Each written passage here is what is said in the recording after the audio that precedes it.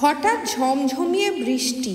ব্যাগে হাত ঢুকিয়ে দেখলে ছাতাটা রয়ে গেছে বাড়িতে। তখন তুমি কি করবে?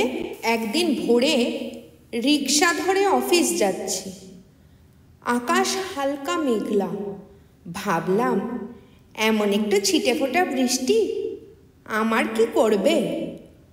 এই আত্মবিশ্বাসটাই সর্বনাশ করল। মিনিট 5 পর এমন বৃষ্টি নামলো যেন আকাশ ফোঁটা ফোঁটা বদলা নিচ্ছে। রিক্সাওয়ালা জিজ্ঞেস করলো, ছাতা আছে? আমি বললাম, না, আছে ভাগ্যের ওপর ভরসা। সে হেসে বলল, ভরসায় আশীর্বাদ মেলে ঠিকই, কিন্তু ছাতা না দাদা। ভিজে গেছি আপাদ মস্তক, প্যান্ট থেকে জল গড়িয়ে পড়ছে। অফিসে ঢুকলাম যেন লাইভ ওয়েদার রিপোর্ট।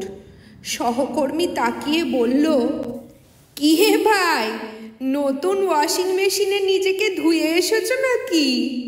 তখনই বুঝলাম, বৃষ্টিতে ছাতা না থাকা মানে জীবনের রিয়েলিটি চেক। যেখানে প্রকৃতি ঠান্ডা গলায় বলে, জীবনে ব্যাকআপ প্ল্যান জরুরি বন্ধু।